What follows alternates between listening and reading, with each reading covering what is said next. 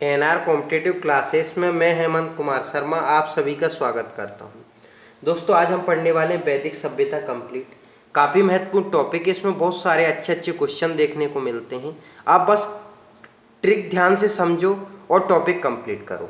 देखो, वेद कितने हैं? 4। अब हम पहला पॉइंट पढ़ने वाले हैं, बोले वेद एवं उनसे संबंधित। तो 4 वेद के लिए आपको ट्रिक याद रखना है आर बाय एस ए, और संबंधित के लिए क्या ट्रिक बोलोगे? गाय एस एम। अब सही जोड़ी मिला देना है। आर से बन गया ऋग्वेद, वाई से बन गया यजुर्वेद, एस से बन गया सामवेद और ए से बन गया अथर्ववेद, जिसको ब्रह्मवेद भी कहते हैं। ठीक है। अब गाय से बना गायत्री मंत्र। तो आपसे पूछा जाएगा कि गायत्री मंत्र किससे संबंधित? तो ऋग्वेद से, और ईश्वरी महिमा भी ऋग्वेद से। ठीक है। ए से बना अनसीन पैसेज मतलब गद्य पद। तो गद्य पद किससे संबंधित है? यजुर्वेद से, और यज्ञ विधि भी किससे संबंधित है? यजुर्वेद से।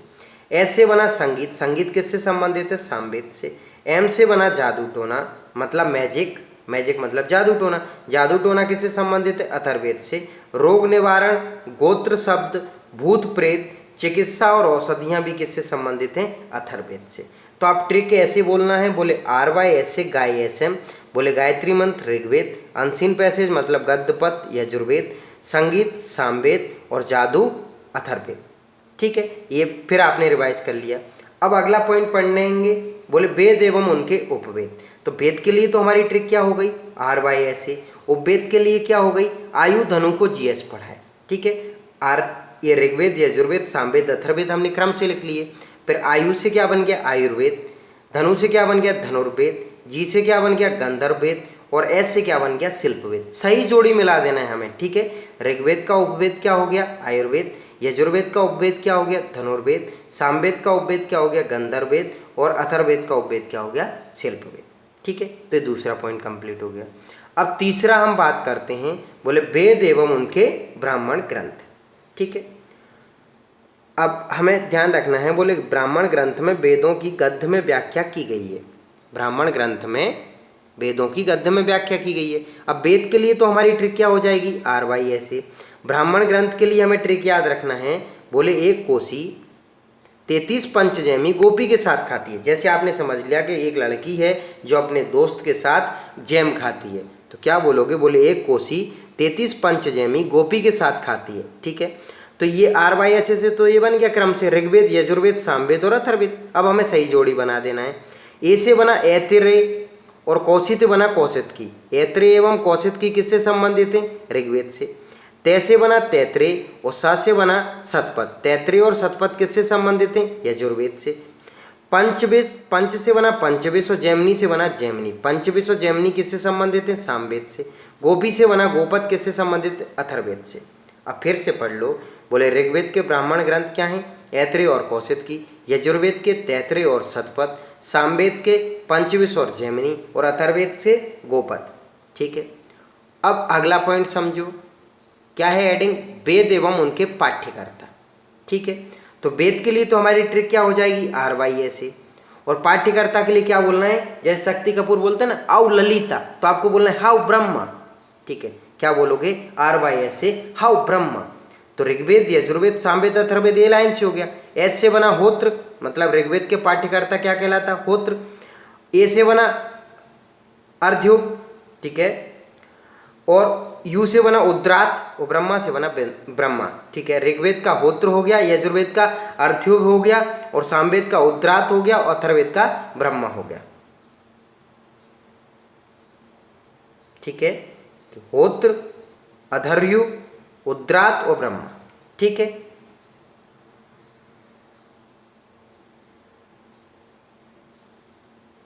अगला पॉइंट देखना हमें, वेद आरण्यक और उपनिषद। ठीक है। वेद के लिए तो हमारी ट्रिक क्या हो जाएगी? आर वाई एस से। आरण्यक और उपनिषद के लिए हमारी ट्रिक हो जाएगी, बोले एक कोसी 33 बई छाजे मुंडे के पास। ठीक है। कैसे बोलोगे? बोले एक कोसी 33 बई छाजे मुंडों के पास। ए से बना ऐत्रेय और कौशित बना कौशित की। ठीक है। 33 से बना तैत्री, स से बना सतपथ, ब से बना बृहदारण्यक और ई से बना ईशोपनिषद। ये किससे संबंधित है? यजुर्वेद से। छाजे से क्या बना? छांदोग्य और जैमिनी। ये किससे संबंधित है? सामवेद से। मुंडो से क्या बना? मुंडको उपनिषद। ये किससे संबंधित है? अथर्ववेद से। ठीक है। अगला हमें पॉइंट ध्यान रखना है, बोले आरण्यक का अर्थ जंगल है, और इन ग्रंथों में चिंतन एवं रहस्यवाद प्राप्त है। देखो आप वीडियो के एक एक पॉइंट को ध्यान से पढ़ना, ठीक है, और 2-3 बार पढ़ लिया करो और अच्छे से लिख के याद किया करो, ठीक है। अब हम अगला पॉइंट समझते हैं पुराणों के बारे में कि पुराणों की संख्या कितनी है, 18 है, ठीक है। बोले पुराण क्या है, पुराण क्या है, तो बोले प्राचीन आख्यानों से युक्त ग्रंथ को पुराण कहते हैं। भारतीय ऐतिहासिक कथाओं का सबसे अच्छा विवरण पुराणों में मिलता है। पुराणों के रचयिता कौन थे, तो बोले लौह महर्षि एवं उनका पुत्र उग्रश्रवा। और बोले पुराणों की रचना कब हुई थी, बोले गुप्त काल में। अब हमें ध्यान रखना है कि कौन सा पुराण कौन से वंश से संबंधित है, तो हमें ट्रिक याद रखना है, बिंब वायु एम गुप्त। बे से बना विष्णु पुराण और एम से बना मौर्य वंश, म से बना मत्स्य पुराण, म से बना मत्स्य पुराण, और ए से बना आंध्र सातवाहन वंश। वायु से बना वायु पुराण और गुप्त से बना गुप्त वंश, ठीक है। बोले मत्स्य पुराण सबसे प्राचीन व प्रामाणिक पुराण है। इसमें विष्णु के 10 अवतार हैं, ठीक है। विष्णु के 10 अवतार मैं वैष्णव धर्म में पढ़ाऊंगा आपको आगे, ठीक है। अगला हमें ट्रिक याद रखना है, मलिंगा। आप जानते होंगे क्रिकेट खिलाड़ी को। म से बना मत्स्य पुराण और लिंग से बना लिंग पूजा, मतलब मत्स्य पुराण में लिंग पूजा के स्पष्ट साक्ष्य मिले हैं एवं महाभारत के अनुशासन पर्व में भी लिंग पूजा का वर्णन मिलता है, ठीक है। बोले पुराणों की संख्या 18 है, जिनमें से केवल 5 में ही राजाओं की वंशावली पाई जाती है, ठीक है। अब ट्रिक क्या बोलना है, बोले बिंब वायु ब्राह्मण भाग। बिंब वायु अभ्याल भी पढ़े थे ये, ठीक है, तो उसी में से आगे बोले बिंब वायु ब्राह्मण भाग। तो बे से बना विष्णु पुराण, म से बना मत्स्य पुराण, वायु से बना वायु पुराण, ब्राह्मण से बना ब्राह्मण पुराण और भाग से बना भागवत पुराण, ठीक है। तो ये हमने क्या जान लिया, पुराणों से संबंधित। आगे बात करते हैं। आगे ऐसे ध्यान रखना है, बोले किसकी संख्या कितनी होती है, तो आपको ट्रिक याद रखना है, बी एम उपनिषद। बी से बना वेदांग, एम से बना महापुराण और उपनिषद से बना उपनिषद। वेदांग 6 हैं, महापुराण 18 हैं और उपनिषद 108 हैं, ठीक है। क्या ट्रिक बोलोगे, बी एम उपनिषद। बोले वेदांग 6, महापुराण 18 और उपनिषद 108, ठीक है। बोले उपनिषद का अर्थ होता है गुरु के समीप बैठना। उपनिषद को वेदांत भी कहते हैं। इसमें जीवन एवं जगत की तार्किक व्याख्या प्राप्त होती है। मूल रूप से उपनिषद की संख्या 13 मानी जाती है। इसमें सबसे बड़ा बृहदारण्यक उपनिषद है। देखो बड़ा का मतलब ही क्या होता है, बृहद, तो बोले बड़ा कौन सा है, बोले बृहदारण्यक है, ठीक है। अगला पॉइंट ध्यान रखना है, जैसे वेदांग कितने थे, 6, तो बोले वेदों की भली भांति समझने के लिए 6 वेदांगों की रचना हुई थी। वो कौन कौन से हैं, तो बोले निरुक्त, शिक्षा, कल्प, व्याकरण, ज्योतिष, छंद। कौन कौन से हैं 6, निरुक्त, शिक्षा, कल्प, व्याकरण, ज्योतिष, छंद, ठीक है। बोले 4 आश्रम होते हैं, कौन कौन से, ब्रह्मचर्य, गृहस्थ, वानप्रस्थ और संन्यास, ठीक है। 4 वर्ण हैं, कौन से हैं, ब्राह्मण, क्षत्रिय, वैश्य, शूद्र। 4 पुरुषार्थ हैं, कौन से, धर्म, अर्थ, काम, मोक्ष, ठीक है। देखो बार बार मैं कह रहा हूँ, आप वीडियो तसल्ली से देखा करो, 1-2 बार वीडियो देख लिया करो तो आपको अच्छे से याद हो जाए। अब अगला 8वें नंबर का पॉइंट बात करते हैं हम, वैदिक कालीन नदियाँ, ठीक है। तो कुछ के नाम तो उनके नाम से स्पष्ट हो जाते हैं और कुछ को हमें ट्रिक से याद कर लेना है, ठीक है। तो आपको ट्रिक बोलना है, बोले आची परा सदा गड़बड़ वित्त की झेले। क्या बोलना है, आची परा सदा गड़बड़ वित्त की झेले। आ से बना देखो आस्किनी, चे से बना चिनाब, प से बना परुष्णी, रा से बना राबी, सदा से बना सदानीरा, गड़बड़ से बना गंडक, वित्त से बना वितस्ता, झेले से बना झेलम, ठीक है। क्यास्किनी, चिनाब, परुष्णी, राबी, सदानीरा, गंडक, वितस्ता, झेलम। अब देखो एक अभिनेत्री है बिपाशा बासु, तो बिपाशा व्यास। अब ये नाम से हो जाएगा, देखो सतुद्री, सतलज, गोमती, गोमल, सतुद्री, सतलज, गोमती, गोमल, सुवस्तु, स्वात। बस ये याद रखना है हमें। दृश्यदत्ती, घग्गर। दृश्यदत्ती सरस्वती को क्या बोलते हैं, घग्गर। देखो कुरुब, कुर्रम, नाम से स्पष्ट है। कुबा, काबुल, सिंध, सिंध, सिंधु, सिंध, सुषोमा, सोहन, ठीक है। मरुदप्रभा, कामरूप बर्मन, मरुदप्रभा, कामरूप बर्मन, ठीक है। बोले ऋग्वेद में सबसे महत्वपूर्ण नदी कौन सी है, सरस्वती। अब देखो ट्रिक कैसे बोल लेना है आपको। बोले आची परा सदा गड़बड़ वित्त की झेले, फिर बोले आस्कनी चिनाब परुषणी रावी सदा नीरा गंडक बितस्ता झेलम, यहाँ तक पहुँच गए।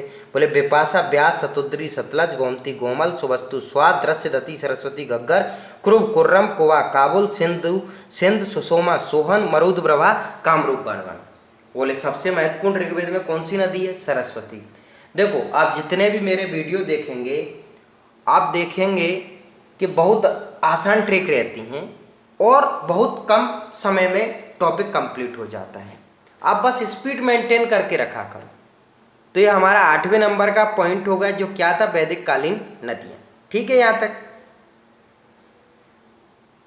अगला हम 9वें नंबर पे बात करते हैं दर्शन एवं उनके प्रवर्तक। तो आपको ट्रिक बोलना है। बोले श्याम ने बैल बेका कपिजे को बदमाश।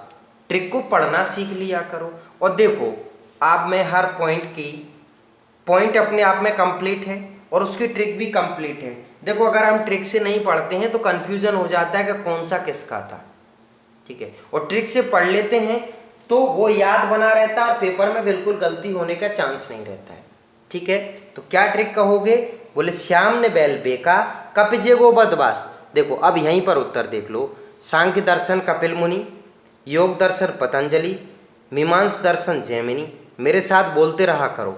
न्याय दर्शन गौतम, वेदांत दर्शन बद्रायण, लिंगायत दर्शन बासवराज, वैश्विक दर्शन कणाद्यावलोक। ठीक है, अब नीचे पढ़ लेते हैं।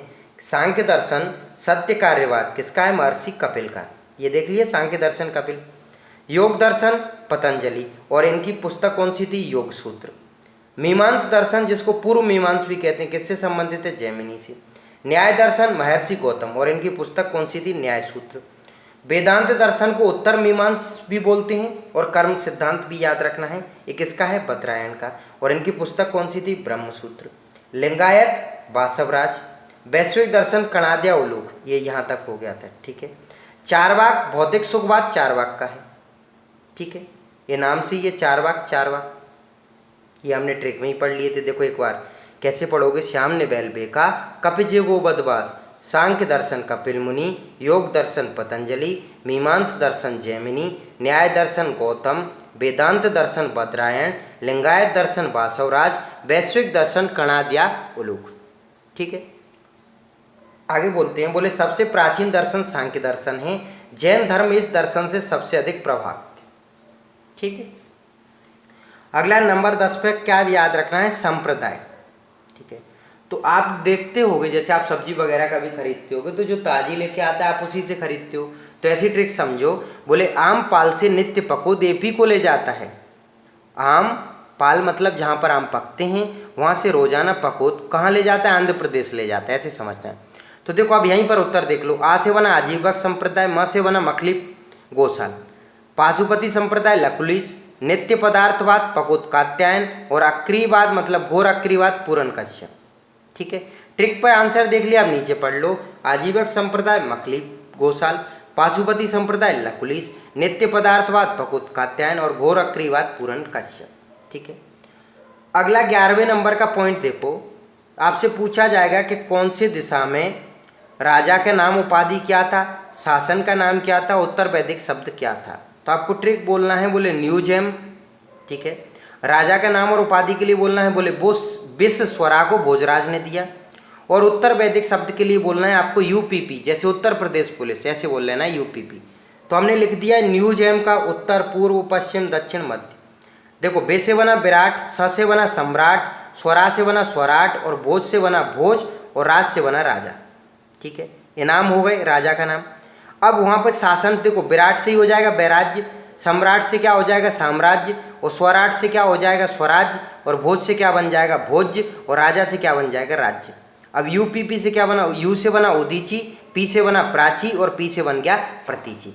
तो हमने देख लिए कि कौन सी दिशा थी, राजा का नाम क्या था, शासन क्या था, उत्तर वैदिक शब्द क्या था। बस आपको ट्रिक क्या बोलना है?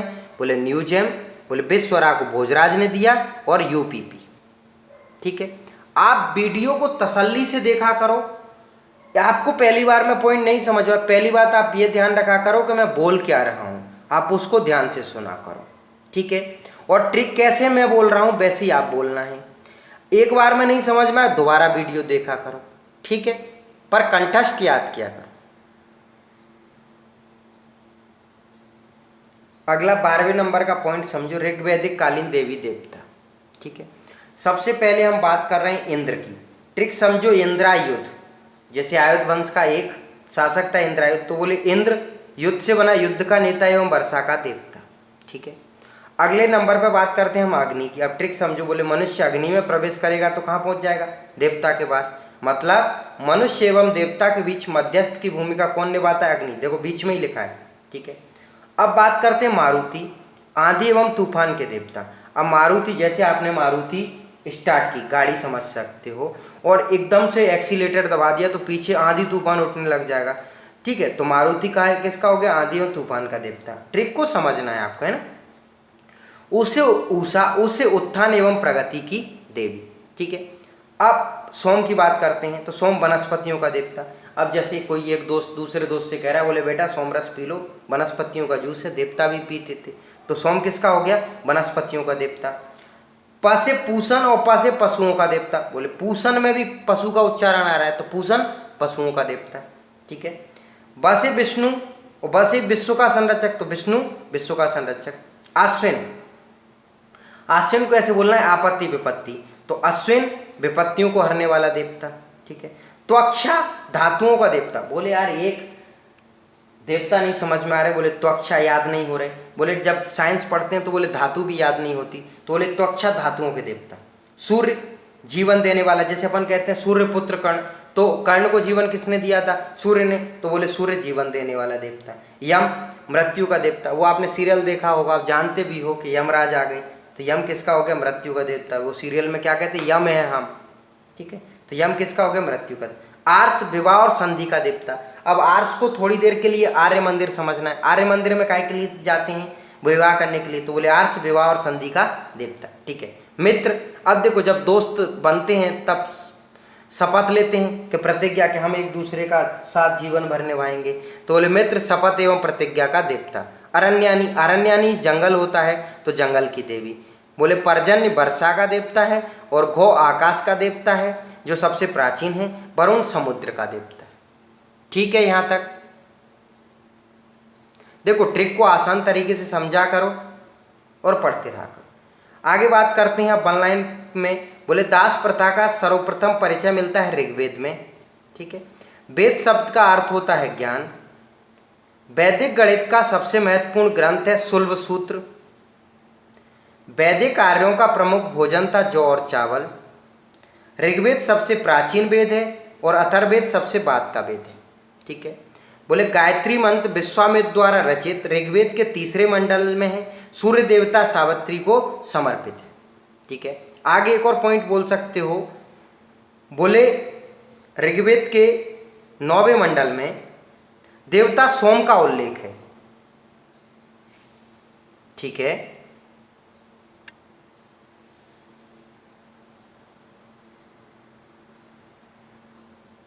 आगे बात करते हैं। बोले आर्य पूर्वों के साथ अपने संघर्षों में सफल रहे क्योंकि उन्होंने घोड़ों द्वारा चलाए जा रहे रथों का प्रयोग किया था। आर्य पूर्वों के साथ अपने संघर्षों में सफल रहे थे क्योंकि उन्होंने घोड़ों द्वारा चलाए जा रहे रथों का प्रयोग किया था। अगला है, बोले प्रत्येक वेद की गद्य रचना ही ब्राह्मण ग्रंथ है। ठीक है, दशराज युद्ध का वर्णन ऋग्वेद के किस मंडल में है? तो 7वें में। देखो यही दस मतलब दशराज 7वें मंडल में है। ठीक है, बोले किस वेद में प्राचीन वैदिक युग की सभ्यता के बारे में सूचना दी गई थी? तो किसके में? ऋग्वेद के में। ठीक है, बोले ऋग्वेद राजनीतिक व्यवस्था मूलतः कबीलाई व्यवस्था वाला शासन था। राजा का पद वंशानुगत था। इस काल में स्त्रियों की दशा सम्माननीय थी। विधवा विवाह होते थे। बाल विवाह, दहेज प्रथा, सती प्रथा जैसी बुराइयां नहीं थीं एवं महिलाएं वेद पढ़ सकती थीं। ठीक है, आगे बात करते हैं। बोले ऋग्वेद में शिव को रुद्र कहा गया है और अथर्ववेद में शिव को भव, सर्व, पशुपति एवं भूपति कहा गया है। महाभारत का प्राचीन नाम जय संहिता। श्रीमद् भागवत की रचना की थी वेद व्यास ने।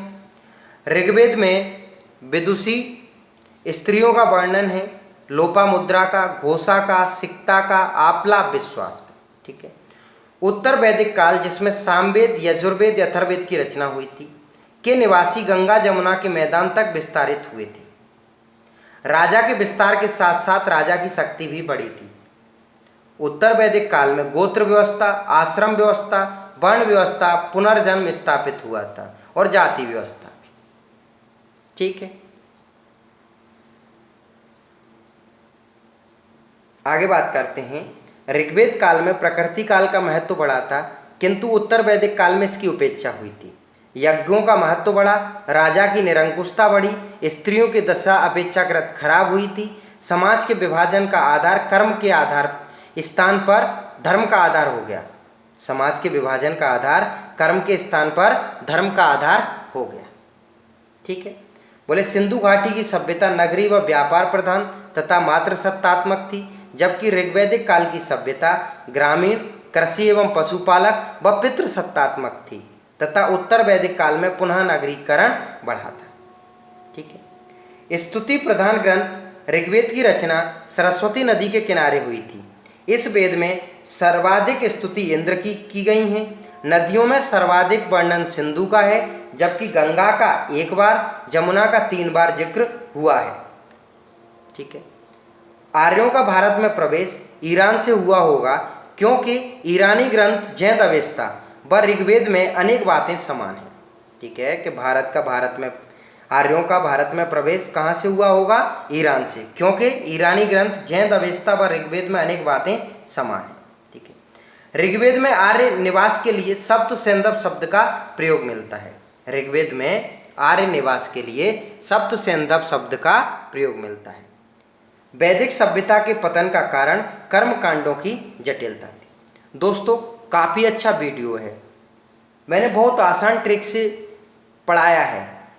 आप बस वीडियो कंप्लीट 1-2 बार देख लिया करो, आपको याद हो जाएगा। अगर आपको मेरे वीडियो पसंद आते हैं, आपने चैनल अभी तक सब्सक्राइब नहीं किया है तो आप चैनल सब्सक्राइब कर लेना, दोस्तों तक लिंक शेयर कर दिया करो। आप अभी देखेंगे 10-15 दिन के लगातार वीडियो, तो हिस्ट्री के जितने भी अभी मैंने वीडियो अपलोड किए हैं, क्रम से, ट्रिक से, प्रॉपर पूरा कंप्लीट टॉपिक, हर वीडियो में टॉपिक कंप्लीट है, उसका कोई पार्ट नहीं बनाया अभी। तो आप अच्छे से वीडियो देखा करो। मिलते फिर कल अगले वीडियो में। धन्यवाद।